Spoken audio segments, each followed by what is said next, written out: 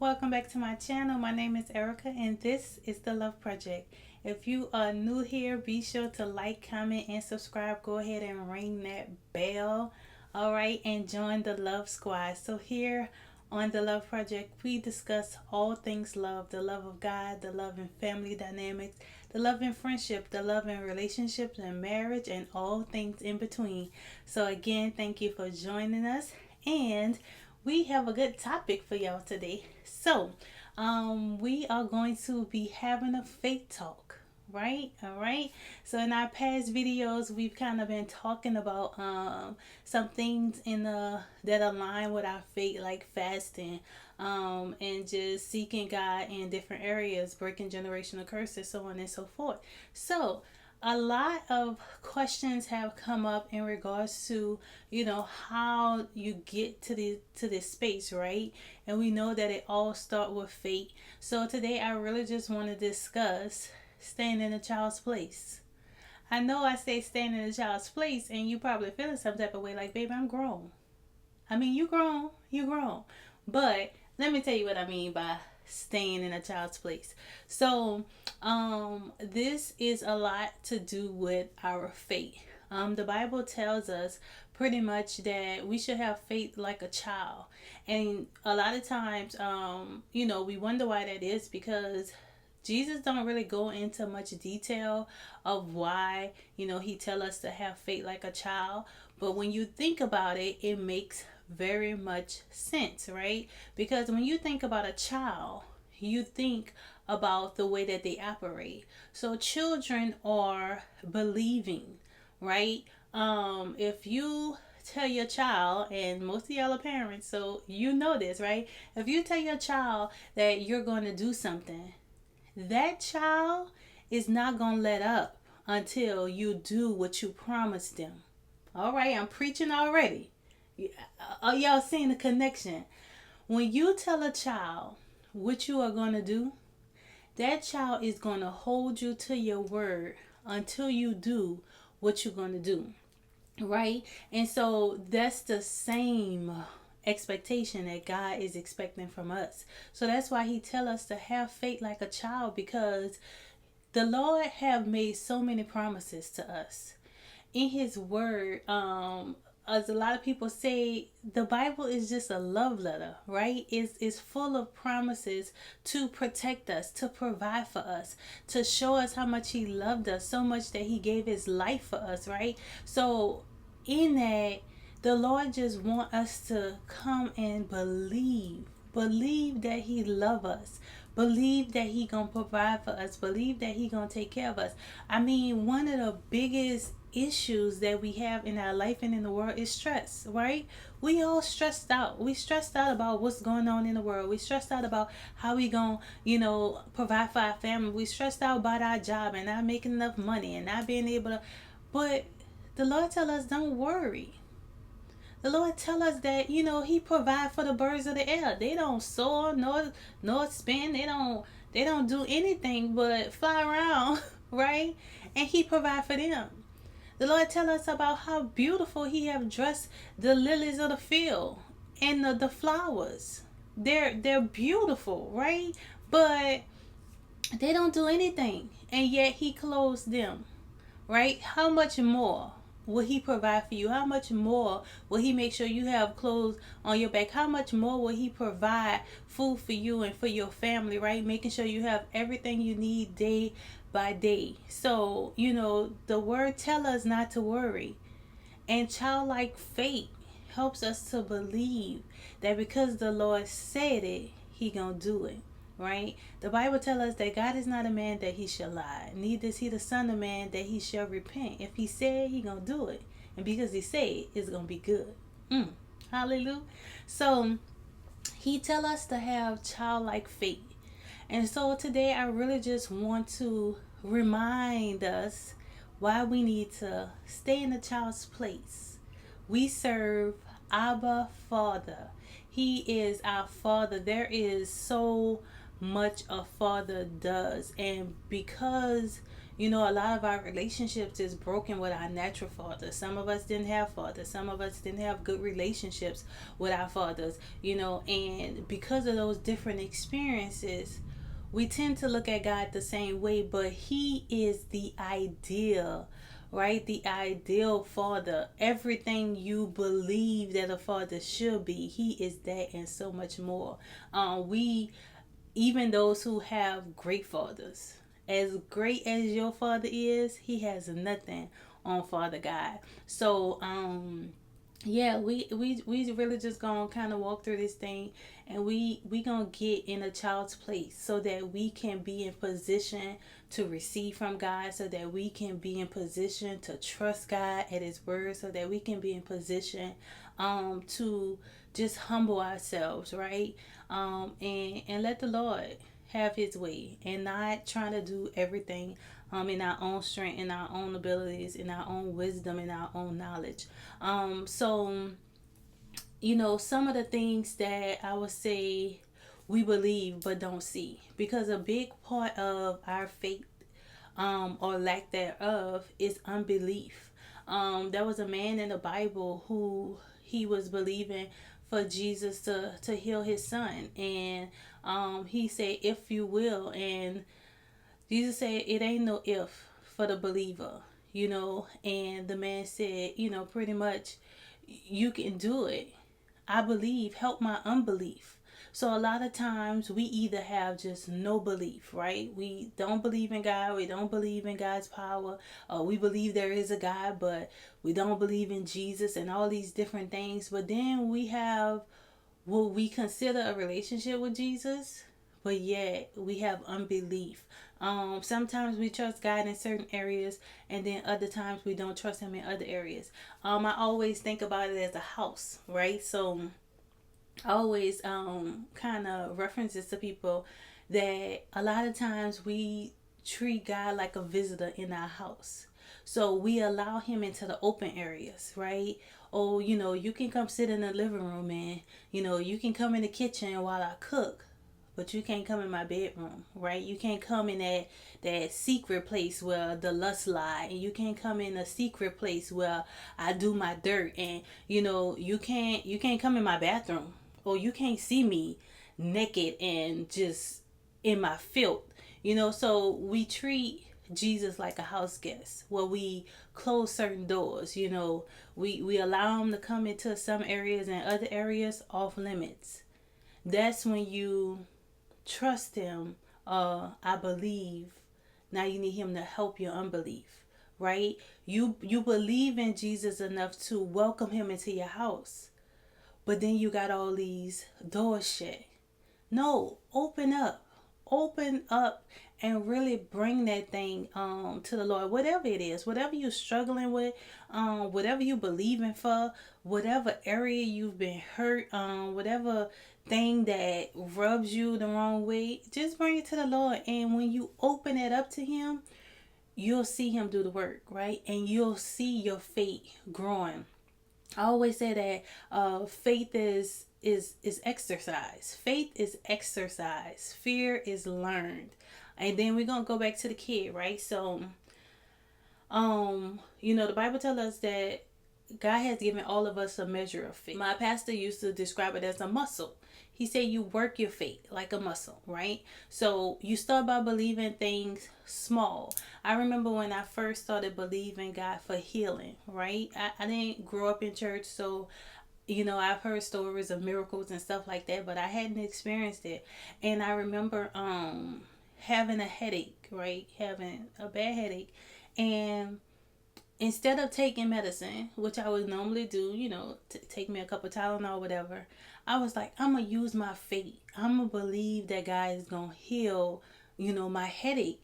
And I really believe the Lord put that on my heart so that, okay, if He healed the headache, then He can heal, you know, the next thing and the next thing, and you start to grow in your faith level. And I'm so happy that I trusted God with that small thing, because when I experienced Him healing my headache, how many of y'all know that's the very same trust I had to put in Him to heal my heart when my fiance was killed, right?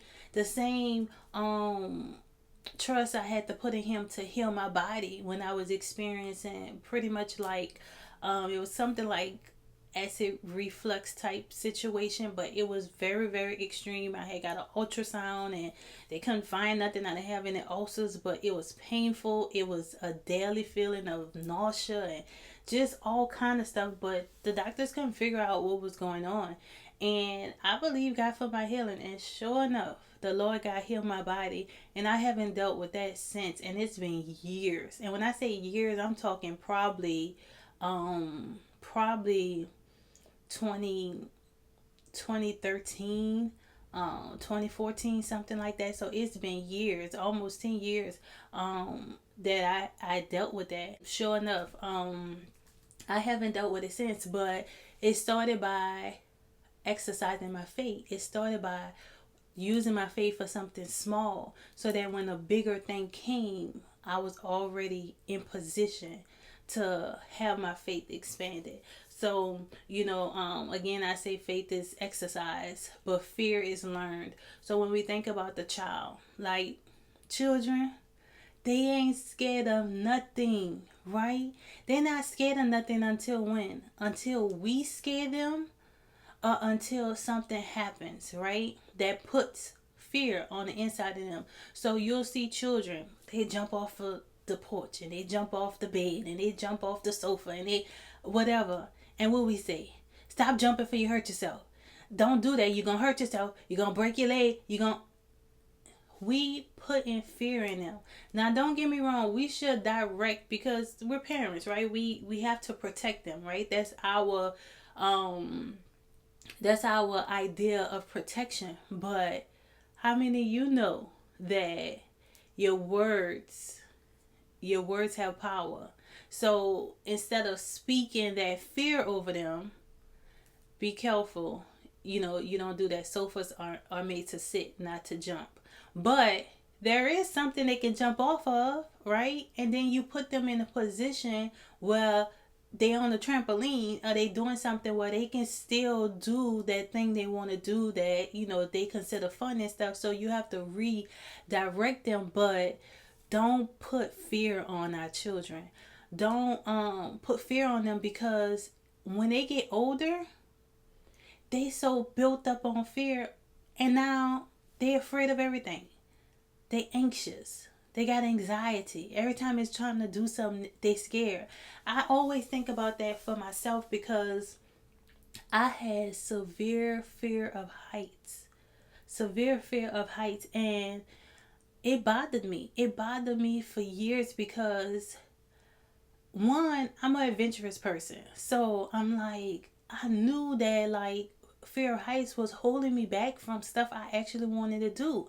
But I couldn't, because I was scared, like terrified. And it was so bad that a lot of my fear was based on me just seeing. So like I will go, we lived in the project, right? 3 floors up. We lived on the second floor.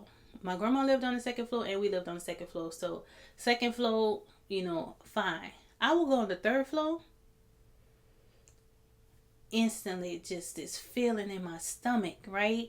And I'm like, so in my mind, that's the highest I could go. Anything higher than that, I ain't even trying it, because I already know how 3rd floor, that level of height, make me feel. So again, I didn't even try. But as I got older, and really as I became a believer, and I believe the word tells us that God didn't give us a spirit of fear. He gave us a spirit of love, of power, and of a sound mind. Sound mindness is peace. You can't be scared when you have peace. So with that, I started challenging that fear. And I was like, you know what? I'm going to try some things. I'm going to challenge myself to do the thing that I'm scared of. And sure enough, as my name is Erica, I have done multiple things. At this point, I'm like building my way up, right? I've done multiple things to face my fear. I've jumped off cliffs on vacation, right? I've done parasailing. I mean, up in the sky. I've done zip lining, right? Walking upstairs, so scary. But walking upstairs, tallest buildings, you could see almost like a whole city. That's how high up I've gone to then, zip line and stuff. And the more I do it, the more I get back to that child in me, the more I get back to the boldness right in me, the fierceness in me, the me that can do it, the me that's not scared, right? So every time I go somewhere and I do something, I face that fear and I conquer it. Hallelujah. Every time I conquer it, every time I'm happy that I did it, and every time I'm happy that, I went another step. So, that's what we have to get to. We have to go back to um that child in us. Go back to the child before the fear. Go back to the child before the trauma, right? Go back to the child before the pain, right? Before the insecurity, before the heartbreak, right? You go back to the child that loved before they knew what it's like to be disappointed. So going back to what I was saying earlier, you tell a child you're gonna do something, they gonna hold on to that word until you do it. But when you don't do it, when you have a child that you're making promises to and you don't show up, that creates disappointment in a child. That creates distrust in a child, right? But it's not just affecting that child in that now moment, in that at that moment. That's gonna affect them for the rest of their life. So we trying to go back to the child before the disappointment, that was willing to believe, right, what the person told you they was gonna do. Believe that the person gonna honor their word, whatever they said they was gonna get for you or buy for you or do for you, right? So these same things is affecting our relationships, because you dating somebody and they tell you, you know, oh yeah, you about to marry somebody. A man tell you he gonna provide for you and he gonna take care of you. You ain't trusting that. You gonna make sure you get it on your own so that you don't have to depend on them. Why? Because you couldn't depend on your mom, or you couldn't depend on your dad, or every time somebody told you they was gonna do something, they didn't do it. So we have to be able to detach from the residue of our past that has built these walls around our heart, built these walls around our mind and the way we think. And we gotta break that stuff down, because I mean, yeah, it's affecting your relationships, but it's affecting your relationship with God, because you don't, the Bible tells us, how could you believe in a God you don't see, and you can't be, friends with your brothers and your sisters that you do see, right? How can you love a guy you can't see, and you can't love the people that you was born to and the people that you got to do life with? So the Lord know all these things, but the enemy do too. And that's why the enemy makes sure that he put these traumas on you, that he put these, experiences on you, so that you'll go further and further away from the very thing we was designed to do, which is to love one another, which is to serve God, which is to worship God, right? That's your purpose. And then on top of that purpose, you get a purpose to activate in the earth and do whatever it is God's calling you to do. But your purpose of living, of being, is to worship God and to serve and love others, right? But we don't get to do that. Why? Because we got all these walls around our hearts. Because we don't believe that God loved us, or that there is a God who loved us enough to create us very intricately, that created us different from everybody else in the world, that we have our own fingerprint and we have our own DNA, and he know, how many hairs is upon your head, and he know every little thing about you, and he loved you so much that he made you fearfully and wonderfully, and that you the apple of his eye, and that no matter what you do and what you've done, that he's still waiting on you to come home and he gonna love on you, right? We don't believe that because mama didn't do, a daddy didn't do, a friend stabbed you in the back, a boyfriend's broke your heart, a girlfriend's cheating on you, and all of this stuff. But it's really the work of the enemy. The enemy comes to steal, kill, and destroy. That's what he here for. He want to steal the promise, right? The life that you're supposed to have. He came to steal that. He came to kill your dreams, to kill your hope, right? He came to destroy your relationship, destroy your marriages, destroy your family dynamics and everything. That's what he came to do. So that's why he throw these things your way that taint you, that make you not want to be like a child. Even when we children, we don't want to be children. Why is that? When we children, we won't be grown so bad. We won't be grown so bad. Why do you think that is? Because everything that children have is just what you need for God to get a hold of you. You have innocence, right? You have, again, belief. You believe stuff. You don't even know why. You just believe it when you're a child, right? You're not scared of nothing. You're not fearful. Whatever you believe you could do, whatever you want to do, you're going to go for it. And, you're going to go after it wholeheartedly. Until what? Until that trauma come. And until people talk down on you and tell you what you can't do and what you can't be and make you insecure, and other children teasing you and bullying you and talking about you, and now what you thought you was pretty, now you feel like you ugly because of what other people said and what other people projected on you. Now you don't trust, and you wonder why you in this space, in this place that you're in. But you gotta be vulnerable, and the key is starting with your faith. Listen, if you can't trust nobody, you can trust God. And through your process of putting your faith in God, He gonna teach you how to trust other people. He gonna teach you how to have a softened heart towards others, even those that hurt you, right? He teaches us how to forgive. Why? Because He a forgiving God. So He help us in our weaknesses. If your weaknesses is insecurity, He gonna build you up and make you stronger, so that you see yourself how He see you, so that you see the beauty in the things you consider flaws. I remember I always used to think that having a gap was ugly. I got a gap. It's not really big, but I have a gap.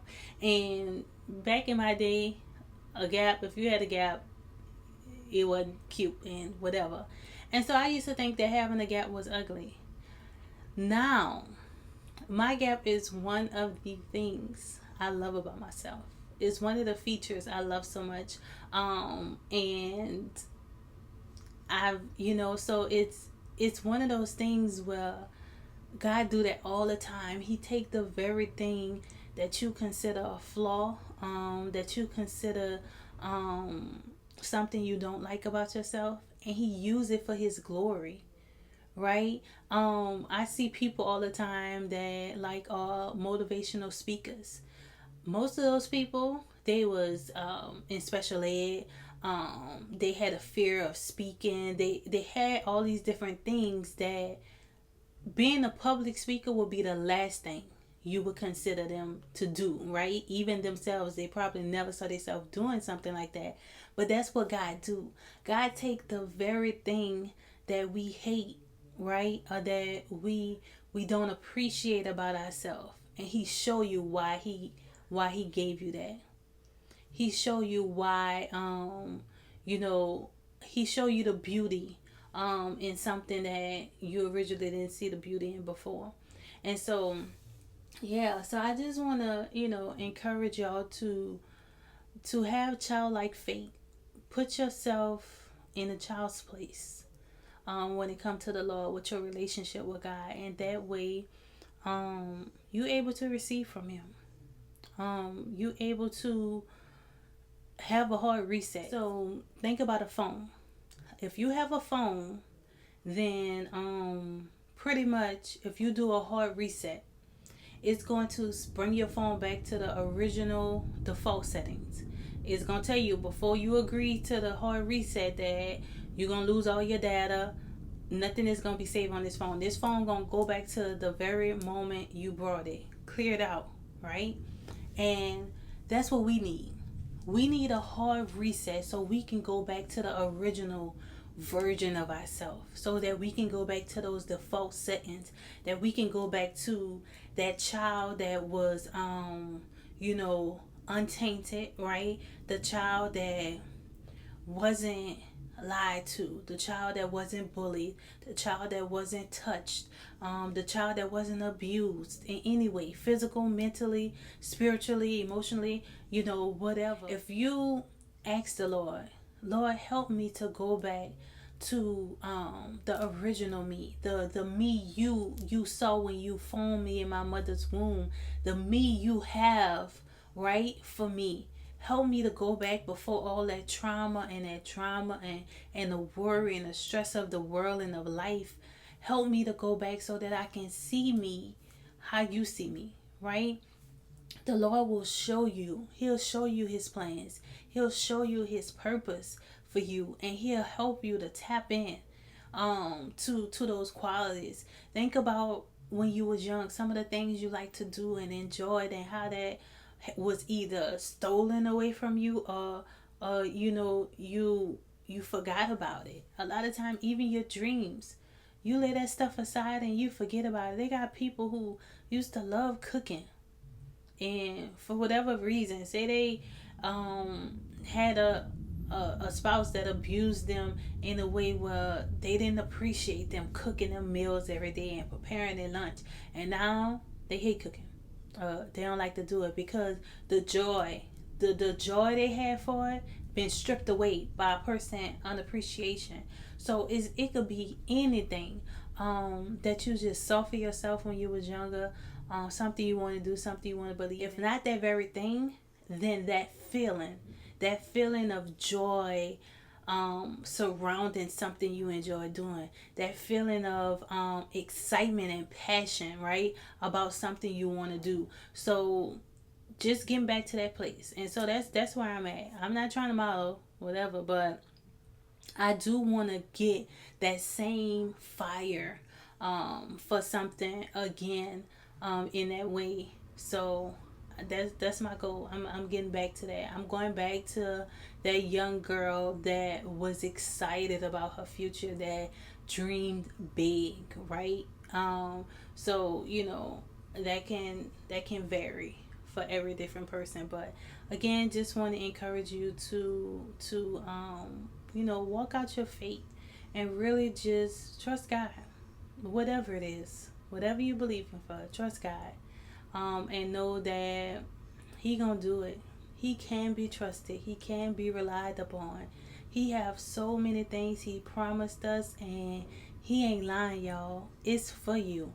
The Lord has done so many things in my life, things that people in my family has never seen, but he showed it to me. He's done it for me, right? And I'm just grateful, but it's because I trust him. Right? And that's what I want for y'all. No matter who you is, take something in your life and give it to God and trust him with it, and watch how he show up and show out, and just start exercising your faith, and you gonna be like, Lord, you did it. Listen, I'm a living testimony. Even me sitting here in Virginia with my husband, all faith. And so I'm so grateful. So I hope y'all encouraged by this video. Again, this was just a faith talk, something to light that fire under you and encourage you to trust God. Be like a child going to your daddy. My husband laughed at that too because I tell him, baby, my daddy don't play about me. Listen, my husband love me and he do anything for me, and I'm grateful for that. But I don't depend on my husband. My dependency is on God. Now, if you want to use my husband to get it done, have your way, Lord. But at the end of the day, I trust God. I trust God to provide. I trust God to take care of me. I trust God to protect us. I trust God to move in our marriage, help us to love each other, to grow together. I trust God. And so I pray you trust him too. And I'm like a child. Yes, Lord. Oh, Daddy. That's how I be. Daddy God. Yeah. So again, love y'all. See y'all next time. Love ya.